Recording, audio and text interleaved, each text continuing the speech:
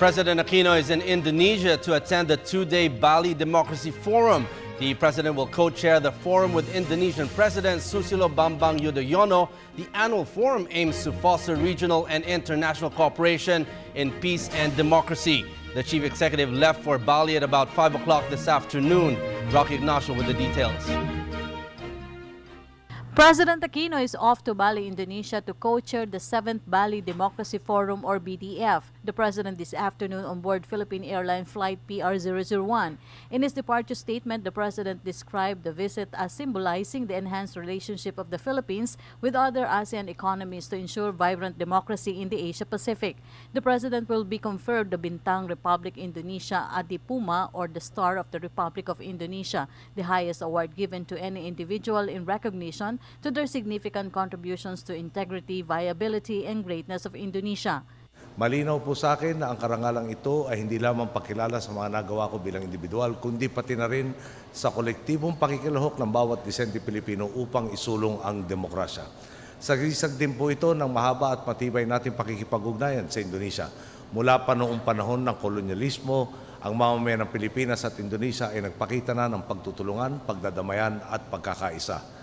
At nang makamit ang kalayaan bilang kapatid na republika, lagi nating kabalikat ang Indonesia sa pagtugon sa sakuna, sa pagpapasigla ng ekonomiya at sa pagtataguyod ng kapayapaan at stabilidad sa ating rehiyon. With this year's theme, Evolving Regional Democratic Architecture, the Challenges of Political Development, Public Participation and Socio-Economic Progress in the 21st Century, the President will take the opportunity to thank Indonesian President Susilo Bambang Yudhoyono for supporting the Mindanao peace process, the peaceful resolution in the West Philippine Sea, and economic stability in the region.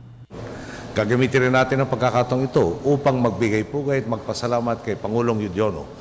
Hindi lamang siya kapwa pinuno sa ASEAN, isa rin siyang matalik na kaibigan. Buo at walang maliw ang ibinigay niyang suporta sa atin, lalo na sa ating pakikipagnegosasyon at pakikipagkasunduan sa larang ng MNLF at MILF. At sa pagsusulong ng mapayapa at makatwirang resolusyon sa usapin ng teritoryo. Nitong Mayo 2014 nga po, napirmahan na ang kasunduan hinggil sa maritime boundaries ng Pilipinas at Indonesia at ang kakibat nito makarapatan sa dagat. Isa po itong modelo ng mahusay na pagsasara ng isang komplikadong negosasyon na nagawa ng dalawang bansang may pundasyon ng tiwala at respeto sa isa't isa.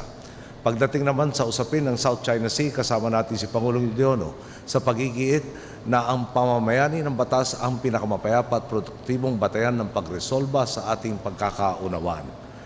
Taos-pusong pasasalamat ang ipapaabot natin sa ipinapakita niyang malasakit sa Pilipinas at sa Pilipino. The President will be out of the country for at least 24 hours, but he directed DILG Secretary Mar Rojas and DSWD Secretary Dinko Siluman to ensure the welfare and safety of families that would be evacuated due to the possible eruption of Mayom volcano in Albay.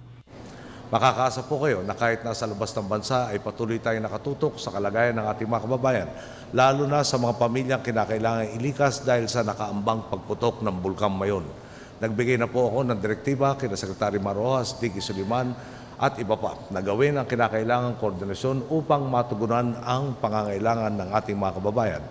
Ang ulat po sa atin ni Secretary Mar, 54,000 food packs ang target na maipamahagi simula sa linggo. Handa rin po tayo magpamahagi ng hanggang 540,000 pang iba pang food packs depende sa pangangailangan. Ayon naman po kay Governor Joey Salceda, batay sa mga nagawang pag-aaral, maaaring umabot na hanggang 6 na buwan ang pag-aalboroto ng bulkan. Siyempre po, hindi naman natin pwedeng pabayaan ang mga kababayan natin posibleng magtagal pa sa evacuation centers. Sa bisa po ng Section 3, Subsection J at 22 ng Philippine Disaster Risk Reduction and Management Act of 2010, naglaan na tayo ng pondong magagamit sa pagtulong sa lokal na pamahalaan ng Albay. President Aquino will be back tomorrow evening, Friday, October 10. Magtatagal sa Indonesia, bukas ng gabi, muli tayong lalapag sa Pilipinas. May klima po ang biyahe, napakalaki po ng balik nito sa pagpapatibay ng ating ugnayan sa mga kapatid natin sa ASEAN at sa iba pang bansa sa rehiyon. Malinaw po ang ating paninindigan, kasabay ng pag-asikaso sa agaran at pang-araw-araw na pangangailangan ng ating mga boss. Tuloy-tuloy din ang pagtuon natin sa pangmatagalang kapakanan ng bansa. Makakamit po natin ito sa pamamagitan ng mas malakas at mas mapayapang ugnayang panlabas na nakatuntong sa mga prinsipyo at adhikaing nagbibigkis sa buong sangkatauhan. For the People's Television, Rocky Ignacio.